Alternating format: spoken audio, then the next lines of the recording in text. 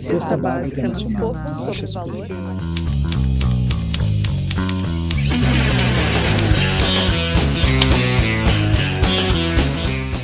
Olá, tudo bem?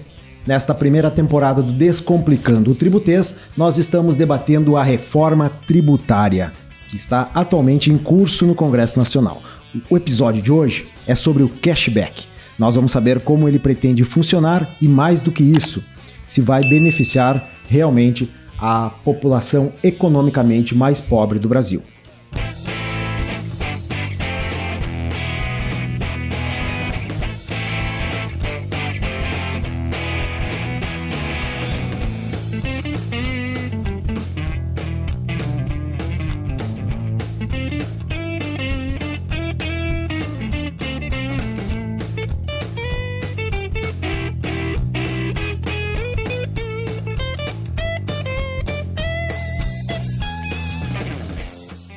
Aqui comigo no estúdio, o presidente do Sindifisco RS, auditor fiscal Altemir Feltrin da Silva, que é o nosso comentarista convidado do episódio. Bem-vindo, Feltrin. Olá, Everton. Obrigado pela oportunidade. Uma alegria participar de mais esse evento. Bom, alegria para nós também. Bom, e o nosso convidado de hoje, ele é o subsecretário adjunto da Receita Estadual do Rio Grande do Sul, Giovanni Padilha, que também é auditor fiscal aqui da Receita Estadual e um dos principais responsáveis pela criação do programa atualmente conhecido como Devolve ICMS, o programa que inspirou a inclusão do cashback na proposta da reforma tributária que estamos discutindo hoje aqui. Bem-vindo, Giovanni. Obrigado, Everton. Presidente Feltrin, prazer estar aqui. Eu espero contribuir e trabalhar dentro desse espírito aqui do programa do Descomplicando, né, o Tributês. Obrigado. Legal. Pois é, né, Feltrin? A gente está de volta aqui, então, nos estúdios da RS Rádio, os estúdios do Sindifisco RS. A gente fez muitos programas aqui e o Giovanni já tinha nos acompanhado, né, Giovanni? Fazer os programas, antes nós fazíamos o RS em Pauta, e hoje a nossa ideia aqui nesse projeto, nessa websérie, é exatamente tentar descomplicar um pouquinho a linguagem dos tributos, né? O que a gente brinca aqui chamando de tributês. E a intenção é a gente falar de uma forma que todos consigam entender, desde aqueles que conhecem um pouco mais o assunto, que estão acompanhando a pauta no Congresso Nacional, que são às vezes até advogados tributaristas, auditores fiscais mesmo, mas também para quem não conhece o assunto. Por quê? Porque esse assunto vai impactar, esse tema vai impactar a vida de todos os brasileiros. Ninguém fica de fora, né? E aí a gente preparou umas perguntinhas aqui, vamos tentar ser do mais básico possível, né? E se a coisa ficar complexa, o Feltrin me ajuda a destrinchar um pouquinho isso aqui, né, Feltrin? Tentaremos. Tá bom, vamos lá. E então, Giovanni, assim, te agradecer muito, porque a gente sabe para que especialistas como tu, dedicar um tempo para nós, né, e para o nosso público, para tentar destrinchar esse assunto é muito válido, né, muito valioso aqui para nós. Primeira pergunta, então, para a gente seguir o nosso roteiro da nossa produção é o que é o cashback, e se ele se assemelha ao Devolve ICMS adotado aqui no Rio Grande do Sul. Primeiro, né, para quem não conhece, o que é o tal do cashback no contexto da reforma tributária? Muito bom.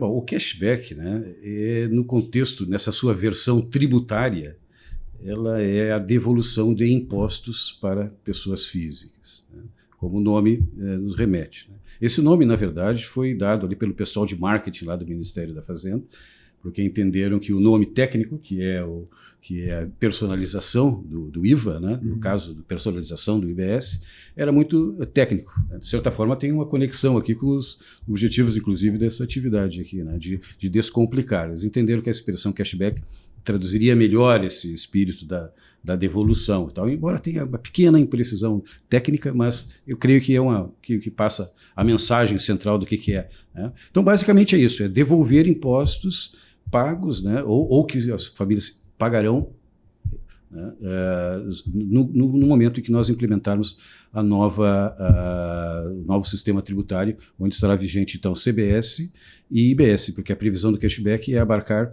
os dois municípios, os dois impostos, tanto da União quanto dos estados. Tá? Então, ele é um sistema hoje, falando da personalização do imposto, né? Esse apelidado de cashback, é tido hoje como um modelo extremamente moderno em termos de administração tributária, em termos de política tributária, porque é uma política focalizada, onde se identifica claramente as pessoas que devem ser beneficiadas com a devolução de impostos. Mas se me permite, eu gostaria de fazer regredir um pouco, né, em relação aos seus objetivos. Né? Por que nós precisamos, então, lançar mão de um cashback? Né?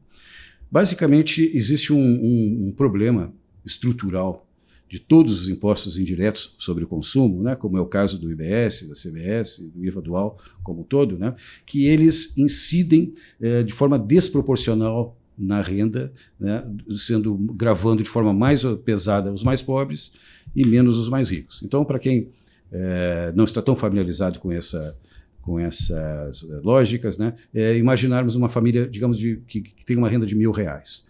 Essas famílias, elas não têm poupança, elas vão gastar os seus R$1.000, elas vão consumir R$1.000. Então, se a alíquota é de 25%, que tende a ser, mais ou menos, que é a carga atual, né, de 25%, para efeito de raciocínio, essa família pagaria 25% do seu consumo, ela pagaria de IBS. E, portanto, ela pagaria da sua renda também 25%, porque a sua renda é igual ao seu consumo. Agora, vamos imaginar a família de mais de R$20.000. Ela tem uma poupança, então ela não gasta os seus R$20.000, ela gasta R$10.000, por exemplo, mas do seu consumo também é 25%, ou seja, ela também está gastando R$2.500. Até aí não tem problema, ela gasta igual ao outro, igual aos mais pobres em relação ao seu consumo. Só que em relação à sua renda, ela está gastando apenas 12%. 12,5%. Tá? Isso chama-se a regressividade, ou seja, quanto mais rica é a família, menor é o peso do imposto na sua renda. Então, o que o cashback vem, qual é o seu objetivo? É justamente, primeiro, identificar essas famílias para as quais, né, se entenda que é elevado o peso do tributo. Eu vou resgatar o exemplo da família de R$1.000. Né? Ela está gastando R$250 por mês, o Estado entende que isso é exorbitante e diz, olha, nós vamos devolver R$150. Nós vamos devolver 250? Eu não sei. Isso são parâmetros que a política depois vai definir. Né? No mérito é isso que eu estou te dizendo. A definição depois de quanto vai ser devolvido são aspectos que, inclusive, dependem da arrecadação, depende do adicional que vai ser incluído na própria alíquota de referência do IBS, né? Que vai suportar essas devoluções. São todas definições posteriores. Mas poderá ser os 250 dessa família mais pobre, poderá ser menos percentuais. Etc. 250 seria a totalidade. Se fosse devolver totalmente. Tá? Então, a segunda pergunta não, assim, antes da gente entrar na segunda, que é o quanto ele se assemelha com o Devolve ICMS, que é aqui do estado do Rio Grande do Sul, tá? Para quem está nos assistindo fora do estado, quem não conhece, ou mesmo aqui do estado, quem não é muito aproximado, né, muito chegado a essa pauta, depois a gente vai explicar um pouquinho também, vamos ter que falar, né, Giovanni, o que é o Devolve ICMS. Mas eu acho que o Feltrin queria falar algumas coisas, e eu estou anotando, Feltrin, uns termos aí que estão surgindo. Perfeito. IVA, IBS, CBS, a gente vai ter que explicar também. Em torno dessa fala inicial do subsecretário Giovanni, quem cumprimento novamente pela participação, né, agradecemos muito. Eu acho que seria interessante talvez contar um pouco da história de como nasceu essa ideia de se fazer o que, na concepção, pelo que foi explicado, acho que fica claro que está se buscando justiça fiscal, né? Que quem tem uma condição financeira, uma condição econômica menos favorecida, possa ter efetivamente uma salvaguarda em termos de tributação, em termos de pagamento de tributo, né? E possa, enfim, favorecer, facilitar um pouco a vida dessas camadas mais carentes da população. Como nasceu esse processo, a ideia antiga, a gente fica orgulhoso, sendo gaúcho, sendo integrante da Receita Estadual, de saber que isso foi implantado aqui no estado do Rio Grande do Sul e agora está servindo de modelo para uma construção similar em âmbito nacional. Então, eu gostaria que se o Giovanni pudesse comentar conosco um pouco sobre o histórico desse, tanto podemos chamar por cashback ou por Devolve ICMS, enfim, um pouquinho dessa história, acho que seria interessante para a gente começar. Só antes do Giovanni responder, Feltrin, talvez alguém já tenha escutado e ouvido esse termo antes, né, o cashback, porque o mercado já utilizava. Né, às vezes até algumas lojas ou algum aplicativo, né, tu comprava alguma coisa e recebia cashback. O mercado já usava. Então o Estado, a União agora, principalmente, passa a utilizar para dentro do projeto da reforma tributária. Era só uma colocação. Exatamente. Bom, primeiro, né, também reforçando aqui meus agradecimentos, a oportunidade de estar aqui apresentando esses detalhes, né, e também de resgatar um pouco da história e lembrar, presidente Feltrin, que a contribuição do científico foi fundamental lá no início, quando nós começamos a plantar a primeira semente discutindo essa questão do que hoje se chama cashback, né? Então é importante aqui, eu quero mais uma vez lembrar, e nunca poderia esquecer, por justiça, né, os espaços que foram dados, e se não fossem dados aqueles espaços que nos aproximaram de outras pessoas para fazer uma discussão cada vez mais aprofundada, perceberem. Sabemos que muitos estavam muito céticos, natural, toda ideia que vem assim um pouco original, é natural que ela tenha alguma resistência ou pelo menos alguma dúvida em relação à sua capacidade de virar realidade, né? E isso ocorreu, né? Nós transformamos aquele projeto em realidade, cada vez mais se consolidando, mas basicamente surgiu, presidente Feltrin, eu estava fazendo a minha tese de doutorado e tive contato com uma lógica já aplicada no Canadá, semelhante, e no Japão, tá? Eram os únicos exemplos práticos naquele momento, lá 2015, 2016, em que se fazia devolução com outras características, evidentemente, que não dá para se comparar o Canadá ou o Japão com a nossa realidade. Mas no mérito, né, como linha de raciocínio, eles tinham esse objetivo, dizer, olha, é melhor devolver um benefício fiscal para a família que precisa do que fazer aquilo que nós chamamos aqui de desoneração da cesta básica ou benefícios genéricos que acabam favorecendo, na verdade, os mais ricos. Então, trabalhando nessa linha, que ainda era muito pouco explorada, nós trouxemos aqui para o Brasil e aqui começou essa discussão, né, em cima dos méritos dessa política, e por isso que acabou se implementando primeiramente aqui no Rio Grande do Sul, porque nós tivemos a possibilidade de discutir com vários governos, já esse aqui já era o segundo governo que escutava, e o espaço ia aumentando, né, de discussão, de consolidação, de compreensão dessa lógica, né? Creio que respondi, presidente Feltrin, é isso que você estava questionando. Obrigado. A gente fez um parênteses muito importante aqui, né? E trouxemos uma novidade, né? A atuação de um sindicato, né? Como disse o Padilha aqui, né? Que acabou ajudando a uma política que foi implantada aqui no estado do Rio Grande do Sul, novíssima, né? Um modelo novo aqui para o Brasil, e que agora, de tão boa façanha, né? Que acabou sendo o que aconteceu e está indo para a nossa reforma federal. Então, a outra pergunta, diga, Feltrin. Não, se me permite apenas fazer uma contextualização, né? A gente, fazendo parte de um coletivo, né? A gente procura participar, mas não pode esquecer que é um projeto maior, né? O colega Giovanni, que certamente vai lembrar também, junto comigo, de todo o empenho da nossa Federação Nacional, né, que reúne os fiscos estaduais de todos os estados do Brasil, e que fez um trabalho muito forte em cima de uma proposta de uma reforma tributária solidária. Essa reforma tributária solidária, se tem como resumir em uma frase, é justamente favorecer as camadas mais pobres, mais carentes da população. Perfeito. Bom, então para a gente fechar esse primeiro ponto, tá? A gente já entrou um pouquinho na cesta básica, é a nossa segunda questão, mas só para a gente completar a primeira lá, era se o cashback se assemelha, de certa forma, ao devolve ICMS. Bom, a primeira questão que a gente tem que observar nesse aspecto é que o cashback ainda não está definido. Ele tem apenas uma pequena linha ali na PEC, tá, dizendo que poderá ser feita devolução para atender a diretrizes mais sociais, de caráter social, não lembro bem da redação, mas é nesse sentido. É praticamente aquilo que a Constituição realmente deve fazer, né, que é simplesmente dar uma diretriz nesse sentido. A lei complementar é que vai trazer esses detalhes. Eu tenho hoje a honra de estar participando do grupo do Ministério da Fazenda que está discutindo o modelo. Nós discutimos com vários países, discutimos com a Bolívia, Equador, Colômbia, né, Uruguai, analisamos vários modelos, mas há uma probabilidade maior de que o nosso modelo, ou seja, o modelo do devolve, seja implementado no cashback. Tá? Pelo menos, aparentemente, todas as discussões têm conduzido nesse sentido, por uma razão relativamente óbvia, né? Porque o nosso modelo ele é absolutamente alinhado, ele é desenhado para a realidade brasileira. em que pesem as diferenças entre os estados, nosso modelo é mais próximo da nossa realidade, tanto de estrutura, né, quanto também da nossa capacidade tecnológica, daquilo que a gente já desenvolveu em termos de tecnologia da área da administração tributária. É mais razoável imaginar que o nosso modelo seja aquele que vai ser implementado em nível nacional. Mas não existe uma garantia disso. Claro, né? Entendi.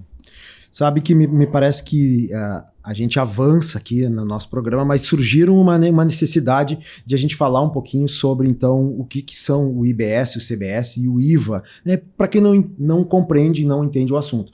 Inclusive, a gente vai deixar na descrição aqui dos vídeos, nós vamos deixar link assim, para entender melhor, quem quiser, né, tiver interesse de estudar um pouquinho mais, saber o que são esses impostos. Mas para a gente falar aqui, Giovanni, e alinhar um pouquinho com quem está ouvindo o programa agora, era importante também explicar que a gente está falando aqui de impostos de consumo, né? Isso aí não é um imposto de renda, não é um imposto sobre patrimônio ainda. Então, o IBS, o IVA e o CBS, o que são especificamente?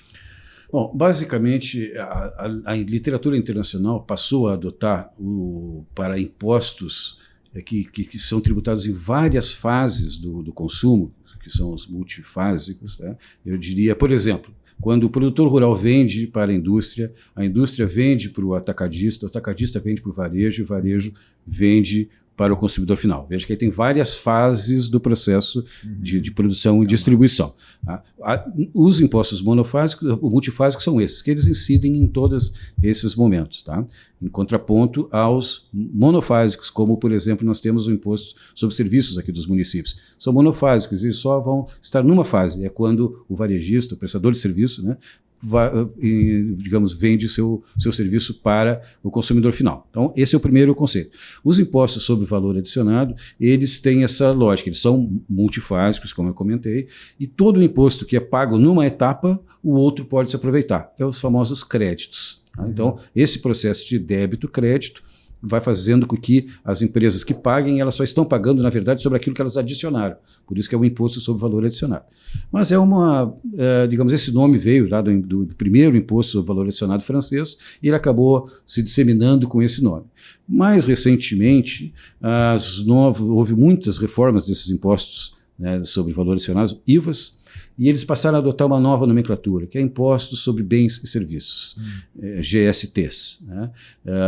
Good Sales Tax. Então, esse nome ele está muito mais associado a um IVA moderno, porque o IVA mudou suas características. Esse imposto que eu comentei, né, o IVA que era muito antigo, né, de 1967, o primeiro foi feito aqui no Brasil, inclusive, né, o primeiro IVA com essas características modernas foi feito no Brasil e na Dinamarca, no mesmo ano, 67.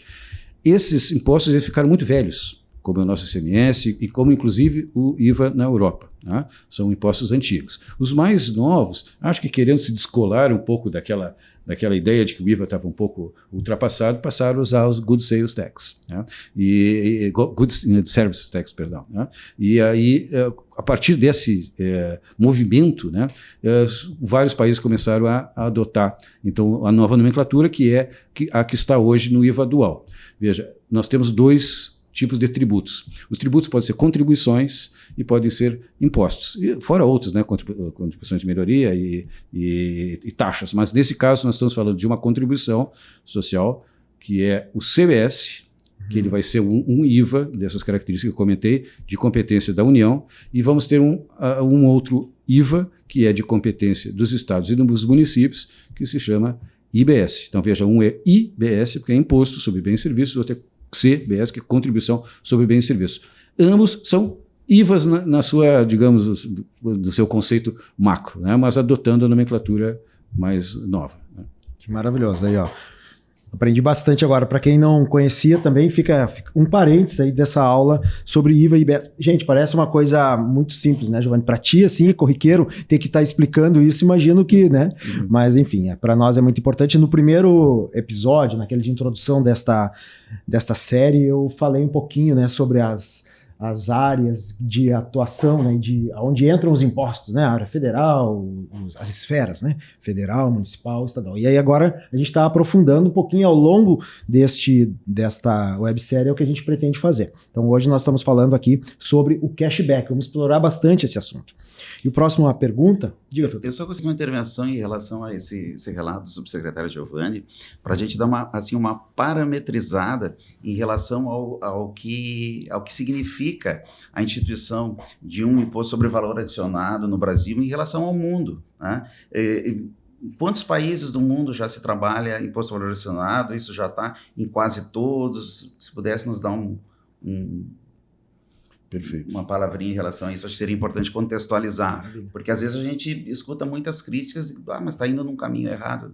Afinal de contas, como é que é isso na maioria dos países do mundo, né? Não, de fato, o IVA, né, com essas características que eu comentei antes, né, de um imposto multifásico, onde se compensa na etapa seguinte sempre o que foi pago na etapa anterior, ele é considerado o maior evento tributário do século XX. Tá?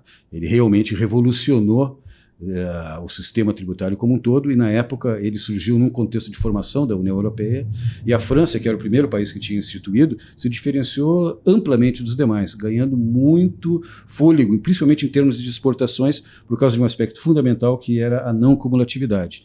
Aí o que significa que os demais países que estavam tentando competir no mesmo mercado que a França tinham impostos cumulativos, impostos onde eles incidem em cascata um sobre o outro, né? Talvez isso fique um pouco mais complicado de explicar aqui, fico à disposição, mas isso é um pouco mais, não é tão simples assim, né? Mas de qualquer forma, o IVA se mostrou muito superior, e a França expandiu então o seu mercado, começou a abocanhar mercados que os demais se impressionaram e disseram, opa, nós queremos também. Por isso que ele foi reconhecido, foi recomendado pelo Fritz Neumann, que era o líder desse grupo de estudos, para que o IVA se instituísse em todos os países da Europa. Muito bem, e assim foi. Alguns países começaram a ter essa referência teórica, como o Brasil, e implementaram já antes do IVA francês, que foi em 68. O Brasil fez em 67 junto com a Dinamarca. Só que, infelizmente, nós fizemos o ICM, na época se chamava ICM, nosso IVA, né? Ele não atendeu aos requisitos técnicos recomendados que já existia no IVA francês. E nós estamos pagando até hoje o erro de, por exemplo, ter copiado deficiências do modelo, que de impostos de 1954, que era o antigo IVA francês, uma série de modernidades, de aspectos positivos que estão agora estão sendo contemplados na nova PEC, né, na PEC 45, não foram considerados lá em 67. Isso tem um custo enorme, daria outro evento aqui para a gente conversar sobre o quanto foi caro, está sendo caro até hoje para nós, o fato de nós não termos feito um bom imposto, para que isso nos dê também, numa perspectiva, né, a relevância de se trabalhar um desenho bom. Né? Nós adotamos um desenho equivocado, um custo altíssimo em termos de eficiência econômica e que certamente não é o único aspecto, mas está por trás, principalmente da nossa desindustrialização e de uma série de fragilidades em termos de competência que nós temos demonstrado nos últimos anos. Né? Aí, complementando, né, Feltrin, nos últimos anos, hoje já temos 170 países com IVA. Isso tinha estagnado lá há uns anos atrás, numa faixa de uns 120, cento e poucos, mas o que ocorre? O IVA é um imposto que realmente consegue dar muita competitividade nas exportações, por isso que eu fiz aquele comentário inicial.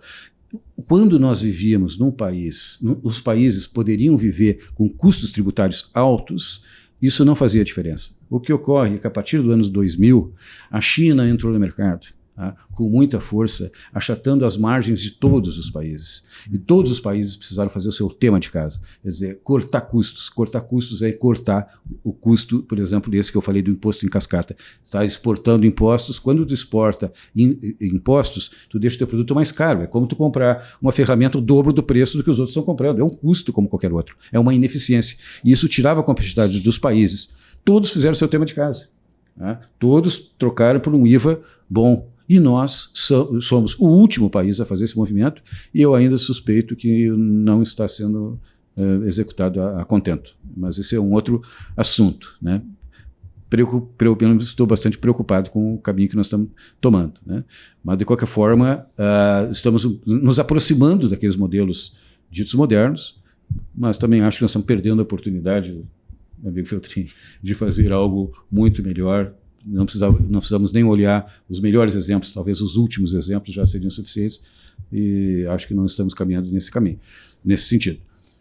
A nossa proposta, Giovanni, nesse primeira temporada é a gente fazer algo, de certa forma, um pouco mais básico, para que o pessoal possa acompanhar a reforma. Mas tu estás nos trazendo dados importantíssimos, né, que vai fazer a gente pensar, nossa equipe de produção, em talvez, né, expandir a nossa websérie ou até criar uma outra temporada focando mais. Isso vai depender também de quem estiver nos acompanhando, né, e colocar ali nos comentários que quer saber mais e que acha que a pauta é importante, né, a gente vai fazer isso aí também, tá? Porque tem muito assunto e se torna cada vez mais complexo e a gente precisaria realmente de mais tempo, né? Porque a primeira coisa que eu fiquei pensando na tua resposta ao Feltrin era se então o país, o Brasil, estaria se tornando mais competitivo, né, a partir da reforma, e para os estados seria melhor, né? Tava pensando nisso, mas aí o final da tua resposta me leva a pensar, não é bem assim, então a coisa fica complexa.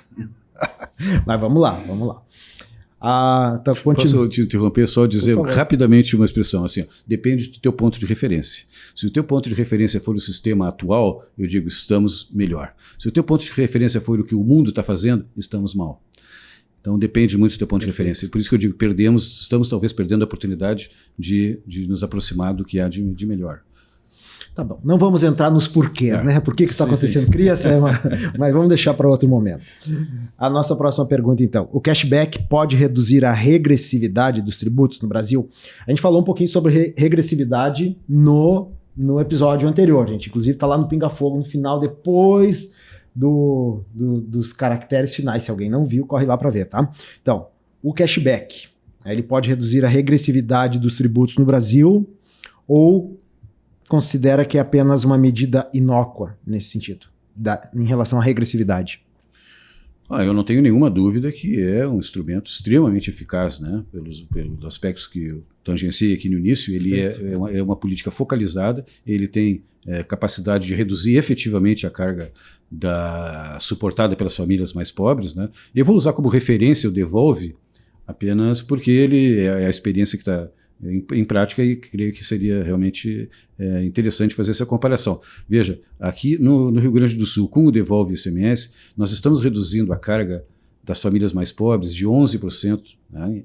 As famílias suportam aproximadamente as mais pobres, né, até um salário mínimo, que é 80% das famílias que a gente, 85% das famílias que a gente cobre, né, com o Devolve. Reduzimos a carga de 11% para 5%. É uma redução significativa.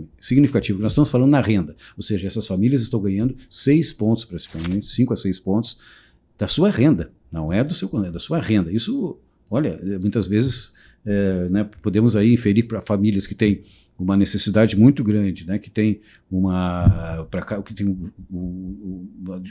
as necessidades básicas supridas e muito carentes, né, de qualquer incremento, pode ser altamente representativo, né? Eu acho que se o cashback seguir parâmetros que eu não sei quais são, mas se for esse que nós estamos adotando aqui hoje, que é de redução de 50%, o Devolve ICMS, ele devolve 50% para 30% das famílias do Rio Grande do Sul. 50% do imposto suportado, potencial, porque depende... Claro que aqui nós não estamos nos dedicando a apresentar os detalhes do Devolve, porque o Devolve tem uma parte que ela é variável, depende de a família solicitar o CPF na nota. Por isso que eu digo que é potencial. Se a família não pedir a nota, ela não vai ter 50% dessa redução, a redução de 50%. Mas potencialmente, quer dizer, só depende da sua ação conseguir reduzir de fato 50% o imposto suportado. Se o cashback nacional seguir essa mesma linha, parâmetros assim, atingiria os mesmos patamares de redução de enfrentamento à regressividade.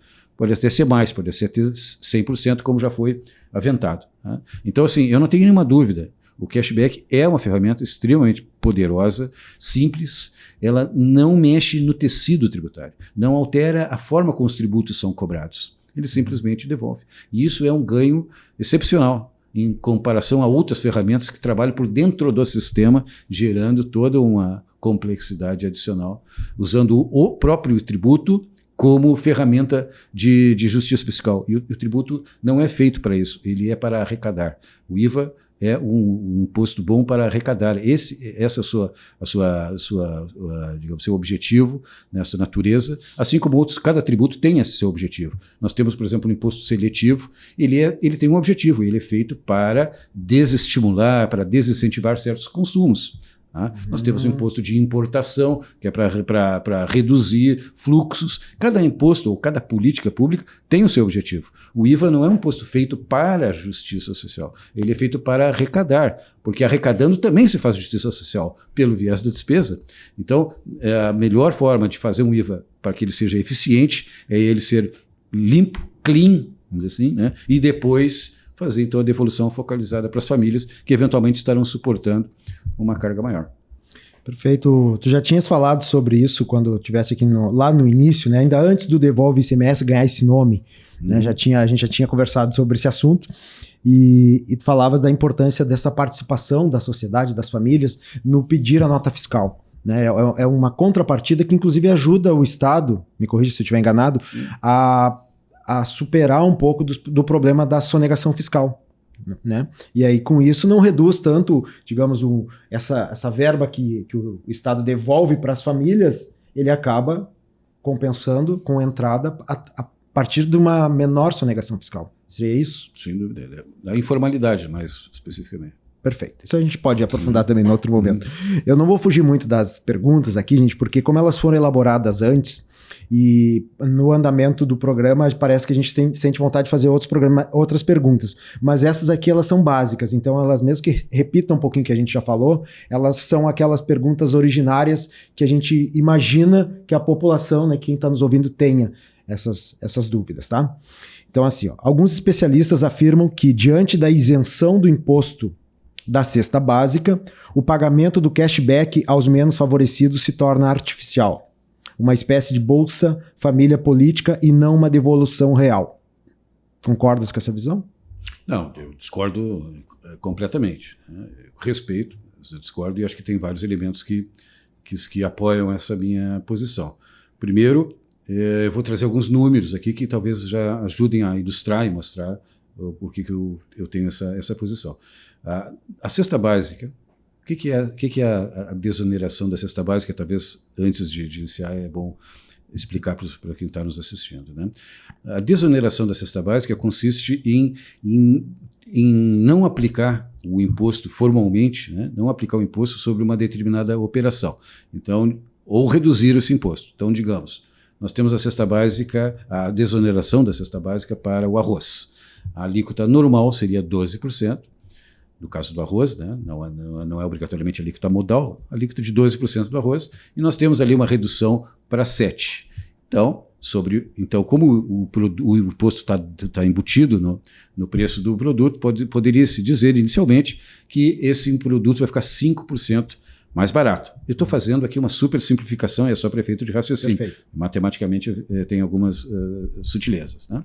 Bom, mas, então, a população está se beneficiando disso, né, porque reduziu o preço. Esse é o conceito da cesta básica. Tá? Mas veja, eu posso aqui apontar diversos problemas, eu acho que na sequência eu vou apontar diversas deficiências dessa política da cesta básica, mas só conceituando aqui para entender a diferença entre a cesta básica, por exemplo, e o cashback em termos de política. A cesta básica ela trabalha dentro do sistema tributário, ela reduz o próprio tributo para tentar esse mesmo objetivo, que são ambas as políticas direcionadas ao combate da regressividade.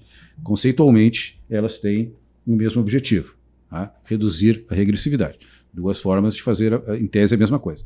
Mas a cesta básica aqui do Rio Grande do Sul, aquela família mesmo que eu falei que ganha R$1.000, ela tem uma redução de menos de 1% com a aplicação da cesta básica. Isso são números, isso é ciência, isso não é achômetro, digamos assim. Tá? Nós estamos falando de números que são fáceis, inclusive, de serem revisados, estão à disposição. Usamos a pesquisa de orçamentos familiares como base e a nossa legislação do Estado aplicada sobre a pesquisa, e é muito fácil de reproduzir os cálculos para chegar na mesma conclusão. Então, nós estamos falando de ciência, entre aspas, né, nesse sentido. Então, matematicamente, nós claramente se demonstra, eu tenho apresentado isso em vários fóruns, não sei se o presidente já teve a oportunidade de ver, né? Ou até já está cansado, né? Mas a verdade é que sempre se mostra que a eficiência A eficácia, nesse caso, né, da cesta básica é muito menor, ela reduz menos de 1 ponto percentual da pressão das famílias, enquanto que um cashback pode reduzir 5, 6 pontos ou 11, dependendo daquilo que foi definido. Tá? A cesta básica ela não consegue reduzir mais do que isso. Quando eu falo que a cesta básica é a desoneração da cesta básica, tá? Me desculpe, porque às vezes naturalmente a gente vai dizendo isso para não ficar desoneração da cesta básica. Então, a política de desoneração da cesta básica, ela tem esses defeitos. Porque, e eu citaria aqui 4, 5, que eu me lembre aqui. E alguns aspectos depois mais matemáticos, mas alguns genéricos que são muito citados, mas tem um novo que eu gostaria de trazer, presidente Feltrin, que tem sido pouco mencionado, e porque é muito recente, do mês passado ele foi reforçado. Mas eu vou deixar aqui no suspense, primeiro eu vou trazer os outros. Tá?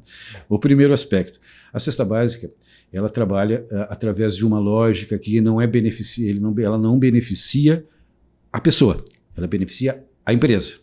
E a empresa, por meio de um mecanismo que é o sistema de preços, vai transmitir isso para a pessoa. Então tem uma empresa no meio. Tá? Por isso que se diz é um benefício difuso, ele não é um benefício direto. Tá? Bom, então esse é um primeiro aspecto. Isso não é obrigatoriamente um defeito, só estou explicando como ele funciona. Mas isso conduz a uma série de equívocos. O primeiro, ele não diferencia rendas. Portanto, se a pessoa mais pobre consumir o arroz, aquele que eu falei que tem uma carga de 7%, o mais rico também vai consumir a de 7%. Até aí, poderia não ser um grande problema, mas qual é o aspecto aqui, já indo para o lado econômico, né, micro, as famílias ricas consomem muito mais que os mais pobres. Então, é por isso que o benefício acaba indo para os mais ricos e não para os mais pobres. Aqui no Rio Grande do Sul, novamente, o mesmo estudo que eu mencionei agora, estudos que podem ser reproduzidos academicamente, ou seja, não estamos falando de suposições, tá? 15%, 14%, mas para arredondar, 15% do benefício, que é 1 bilhão e 300 milhões aqui no Rio Grande do Sul, vão para as famílias, 1/3 das famílias. Quer dizer, de todo esse benefício, de todo esse recurso que o Estado abre mão, 15%, veja bem, vai para 1/3 das famílias, praticamente. E aos 30% mais ricos, os 3 estratos superiores, recebem 50% do benefício. Então, eu não vou dizer nada, eu acho que os números são eloquentes, cada um faça a sua resposta. É correto um benefício em que 50% daquilo que o Estado abdica vai para os 30% mais ricos? Eu não vou responder. Perfeito. Tá? Segundo aspecto que também leva, na verdade está incluído, está embutido nessa mesma consequência, talvez seria um item 1A e não um segundo item, é que a cesta básica não diferencia padrões, não diferencia padrões de produto. Então, os mais pobres estarão consumindo o arroz B, tipo B, ou quirera, ou sei lá, né, o que infelizmente uma família pode estar consumindo, e nós temos lá o arroz A, top, super, mega, que também vai estar com a mesma desoneração. Então ele não diferencia isso. Alguns exemplos bem esdrúxulos, né, extremos desse caso de não diferenciar padrão, por exemplo, a questão da carne. Né, enquanto o mais pobre vai ter um benefício quando compra carne de segunda, que é o que ele tem condições eventualmente de comprar, nós temos a mesma desoneração para o filé mignon. Segundo aspecto aí sim, né, que também não entraria aqui nesse momento, né, nesse debate, porque ele é realmente muito difícil de ser enfrentado, assim, é a questão da complexidade. Tá? A cesta básica, a desoneração da cesta básica, ela não vem assim a um custo zero para a administração nem para as empresas, porque as empresas têm que se tornar créditos proporcionalmente. Isso gera muitas autuações, né? O presidente Feltrin já foi delegado, conhece muito bem essa realidade. Nós temos empilhadas diversas ações tratando da questão da desoneração da cesta básica, ou seja, são litígios, custos administrativos para todo o Estado. Os litígios são aquele custo que ninguém ganha, mas a sociedade perde. Né? Então, mas esse é um tema tão amplo que eu nem entraria aqui, mas complexidade. Terceiro aspecto, e aqui eu falaria, existem inclusive elementos bem que elucidam de uma forma bastante precisa. Os benefícios fiscais, de uma forma geral, quando concedidos assim para alguns setores, eles tendem a se alastrar, nunca a reduzir. Tá? Isso, eu tenho uma boa experiência de administração tributária aqui na Secretaria da Fazenda e sei, né, sabemos e é fácil perceber, né, que sempre que se concede um benefício para o copo né? No dia seguinte vem a xícara e diz, pô, você deu o benefício para o copo, eu sou bem parecido, eu só tenho uma alcinha do lado, mas eu também sou de colocar líquido dentro e tal, então eu também mereço esse benefício. E a coisa vai se alastrando. Para vocês terem uma ideia, a cesta básica do Brasil, que foi instituída em 1938, tá? Ela tinha 13 itens, ela tem 29 atualmente. Ela só foi aumentando, tá? Por esses aspectos. As políticas tendem a se alastrar. Tá? O quarto motivo, eu diria que esse é a novidade, pouco explorado. Nós sempre partimos do princípio, quando falamos de impostos sobre o consumo, de que o imposto está no preço, porque ele formalmente está, né? Quando tem o valor ali da venda, tem o imposto destacado. Mas pouco se questionava, porque não tínhamos elementos nem condições de estatística e de econometria tão desenvolvidos como temos hoje, bases de dados tão amplas, né? Nunca se cogitou tanto pesquisar o impacto desses benefícios nos preços. E o que ocorreu de uns anos para cá, na Europa começaram a fazer essa pesquisa. E descobriram que os benefícios dados para a cesta básica lá também, porque na Europa tem muito benefício na cesta básica, tá? Lá não como os nossos, mas digamos com a mesma lógica, né? Eles não eram repassados para o preço, pelo menos não integralmente, eram repassados uma parte.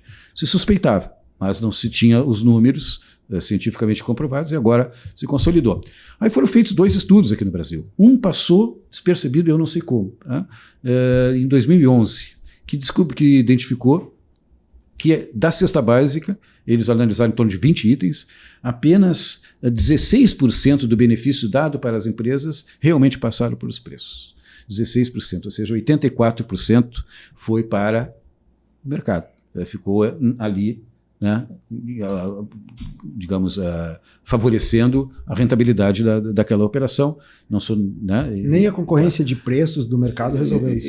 Porque existe uma expectativa teórica de que num mercado bastante competitivo, né, o benefício realmente seja todo transmitido por preço, porque eles estão disputando o preço. Mas nem em mercados competitivos apareceu. Na média foi 16%. Mas bem, esse ainda era um estudo relativamente restrito. Agora em 2023, por conta dessa discussão da reforma tributária, o Samuel Pessoa, que é um economista bastante reconhecido da Fundação Getúlio Vargas, fez um novo estudo com uma base muito mais ampla, com muito mais produtos e mais estados. Na verdade, pegou 4 estados, São Paulo, Minas Gerais, Bahia e Rio de Janeiro. Estamos pegando aí mais de, 60% da população brasileira, certamente. E chegou à seguinte conclusão: no Brasil não foi repassado para os preços, em 4 itens não foi repassado nada. E esses itens são arroz, feijão, pão e manteiga. 0 de repasse para os preços quando o Estado deu o benefício, os estados deram o benefício da cesta básica. Desses aí. E os demais, em conjunto, a redução foi 13%. Veja que é muito parecida com a conclusão do estudo de 2011, que dizia que apenas 16% tinha ido para o preço. Agora não, esse estudo novo, mais amplo, com tecnologia mais avançada, identificou que apenas 13% foi realmente para o preço, ou seja, favoreceu a população, o resto foi para a rentabilidade dos setores. Então, veja, eu não estou falando de... Eu sempre gosto de dizer isso, né? Eu acho que a gente tem a obrigação de embasar as opiniões em ciência, né? A gente já sabe que desprezar a ciência já custou muito caro para esse país, né? Então, nós temos que ter muito cuidado quando fazemos essas afirmações, né? Nós temos que ter muito cuidado, porque a responsabilidade que se tem em relação à análise desses títulos exige que a gente tenha um cuidado científico nessas posições, né? Mas isso que tu traz aqui para nós é muito interessante para a gente ampliar também o debate. Muitos pontos que tu traz aqui servem para que a gente possa ampliar. Mas um dos objetivos da nossa websérie aqui é tentar, gente, no final de tudo, identificar também o quanto a reforma pode ser importante para o Brasil e principalmente para a redução da pobreza. A gente sabe que o Brasil é um país economicamente muito desigual. Culturalmente, ser desigual é bom, né? É diferente, mas economicamente essa desigualdade mata, né? Desculpa usar palavras fortes, mas é isso que acontece aqui no Brasil. E quando o Giovanni traz um caso como esse, olha quanto a gente vê que essa pauta, nós estarmos por dentro do que está acontecendo com a reforma tributária, embora seja para alguns uma pauta muito pesada, desinteressante, né? Ver aqueles deputados e senadores debatendo, né? O fisco enquanto especialista, né? Temos 2 representantes aqui do fisco estadual e no Brasil inteiro temos uma quantidade assim sem número de pessoas, né? O Feltrin citou aqui a Federação Nacional do Fisco estadual e distrital, por exemplo, só um exemplo, né, a FENAFISCO, que atua no âmbito de todos os estados através de diversos sindicatos que representam os auditores fiscais estaduais e distrital, enfim, de todo o Brasil.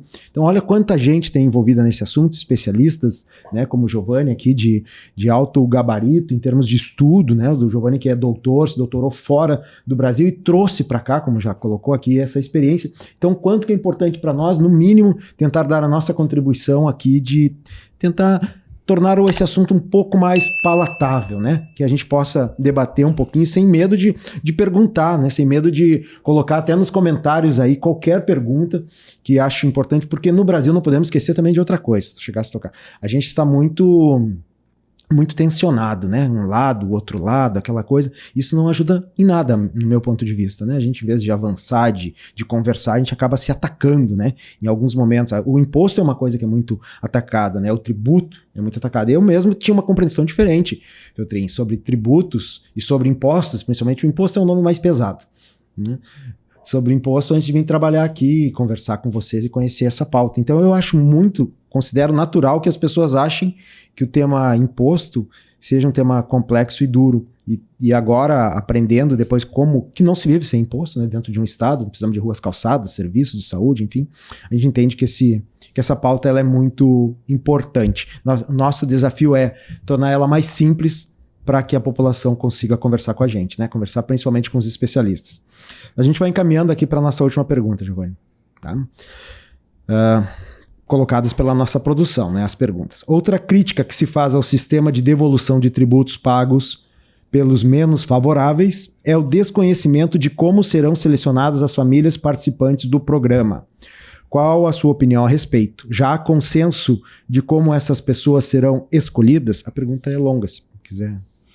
Não, eu acho que é bem simples a resposta, né? Eu diria que hoje, felizmente, né, o Brasil, a América Latina como um todo, ela tem uma vantagem em relação aos demais países, de todos os demais continentes, inclusive da África, por exemplo, que se poderia fazer alguma comparação em termos de necessidade, né, de redistribuição de renda, que é o fato de que nós temos cadastros de pessoas em condições de vulnerabilidade de renda. Tá? Isso, assim como o nosso CAD único, que é um cadastro da Receita Federal, do governo federal, gerido pela Caixa Econômica Federal, e que justamente engloba essas famílias com até 3 salários mínimos ou com meio salário mínimo de renda per capita. Tá? É um case internacional, foi o primeiro do mundo, né? E hoje é uma referência para toda a América Latina, se disseminou. É uma daquelas boas práticas brasileiras que foram sido adotadas, né, como referência em diversos outros países. Então, hoje na América Latina, praticamente todos os países têm algo semelhante ao nosso CAD único. Né? Esse CAD único, ele não existe em outros lugares, como eu comentava. Isso para nós é uma grande vantagem. Por quê? Porque isso nos permite identificar com uma certa segurança qual é o universo que nós queremos tratar. Né? E estamos ali identificando justamente os mais vulneráveis, né? 1/3. Depende. No caso do Rio Grande do Sul, estamos falando de aproximadamente 1/3.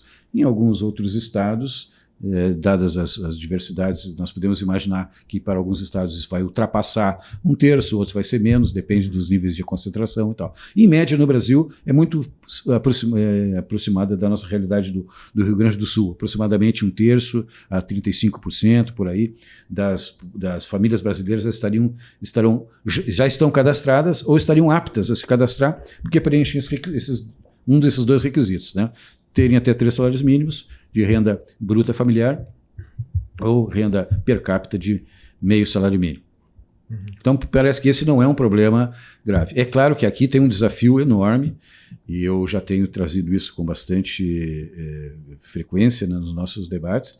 Nós temos que melhorar os nossos CRAS, os Centros de Referência de Assistência Social, porque eles estão muito mal estruturados. Recebem, digamos, verbas muito pequenas. Se nós formos aí no interior visitarmos essas unidades, veremos que elas precisam serem reestruturadas, principalmente se nós tivermos que jogar entre aspas, né, mas colocá-los, né, numa condição de protagonista nesse processo, merecerão então ter uma reestruturação e receber verbas compatíveis com essa nova incumbência que vai ser colocada. Muito bem, é possível então, né, e é possível a gente melhorar aquilo que não está funcionando adequadamente, né, se o próprio CadÚnico, né, ou qualquer outro órgão do Estado, ou qualquer setor, né, que precise melhorar, o importante é que a gente consiga fazer esses projetos avançarem. Feltrin, para a gente encaminhar aqui para o nosso final, tens alguma consideração final que queira fazer? Na verdade, eu acho que em relação a cashback a gente conversou bastante, mas eu gostaria de pontuar algumas situações que possivelmente vão ser objeto de novos programas e que a gente tem que conversar, né? Particularmente a questão leis complementares. A gente tem muitas questões hoje dentro da proposta de emenda à Constituição, né, a PEC, remetendo para a lei complementar. E isso nos traz uma certa preocupação, uma certa insegurança. E essa insegurança, óbvio que a gente, como dirigente classista, né, se preocupa com a questão relativa à categoria, como vai ser exercido o papel de uma fiscalização, de uma administração tributária, mas é muito mais amplo que isso. A gente está falando das prerrogativas de gerenciar os seus recursos do nosso Estado, do Rio Grande do Sul. Isso impacta na população de uma forma geral, não especificamente a servidores públicos ou mais especificamente ainda aos auditores fiscais integrantes da administração tributária do Rio Grande do Sul, né? Então, essa nossa preocupação muito grande e até porque também a própria amplitude da reforma tributária. A gente hoje está tratando das questões relativas a consumo, mas certamente há questões também relativas à tributação de renda, tributação de patrimônio, que são importantíssimas, que têm reflexos também muito grandes, terão reflexos muito grandes na forma como o futuro do país, né, e da população venha a ser desenhado, e certamente a gente vai ter que fazer esse enfrentamento, né?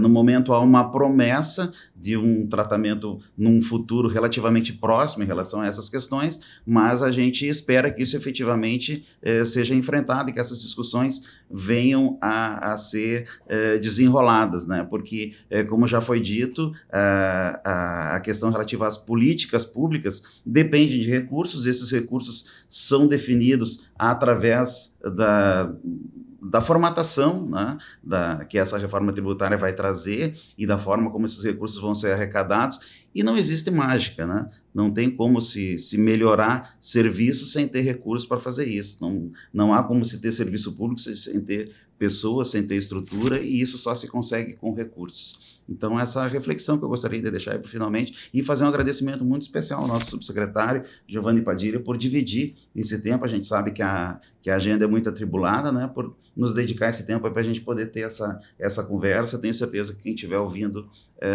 poderá aproveitar bastante esse diálogo que a gente pode participar.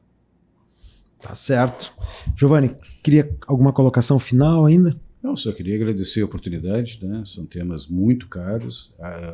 Eu queria também destacar e elogiar a iniciativa, né, do programa, no sentido de tentar trazer uma linguagem mais amena, né? O tema realmente são temas áridos, não é fácil, né, das pessoas entenderem, e o fato de não entenderem acaba afastando as pessoas. E afastar as pessoas de um debate crucial é, de certa forma, reduzir a sua própria capacidade de exercer a sua cidadania, né? de saber onde eventualmente podem estar sendo prejudicadas, favorecidas, se posicionarem, né? Então é fundamental realmente que esses temas áridos, não só da área tributária, mas outros, sejam tratados de uma forma mais palatável, mais fácil, né?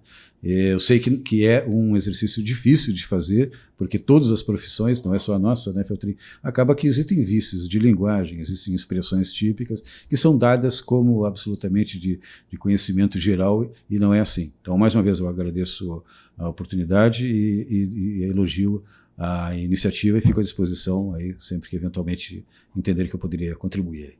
Tá bom, muito obrigado, Giovanni. Extensivo, então, a nossa equipe, já deixo o agradecimento aqui também, toda a nossa equipe de produção e também a diretoria, em nome do Feltrin, aqui aproveito para agradecer, né, a oportunidade de a gente estar tocando esse projeto adiante. Giovanni, se a gente só consegue fazer isso porque, além de especialistas como tu, que atuam na ponta, ainda se dispõem, né, a dedicar uma parte do teu tempo para estar aqui com a gente. Muito obrigado, viu? Obrigado, Feltrin. E esse foi mais um episódio do Descomplicando o Tributês. Hoje nós falamos sobre o cashback. Muito obrigado pela sua companhia. Se você ainda não é inscrito no canal, aproveite para se inscrever e apertar o sininho para receber as notificações. Se gostou do programa, deixa o seu like, também pode deixar comentários que certamente a gente vai lhe dar algum retorno, tá bom? Muito obrigado, até a próxima! Cesta básica nacional, sobre valor.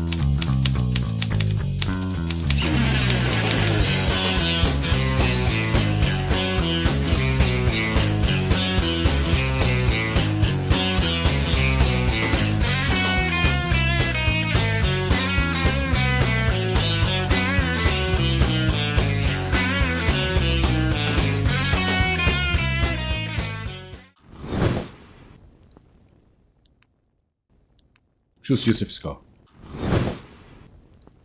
Injustiça. Tributos modernos, IVA. Talvez estejamos perdendo uma oportunidade. Creio que ainda será o país do futuro.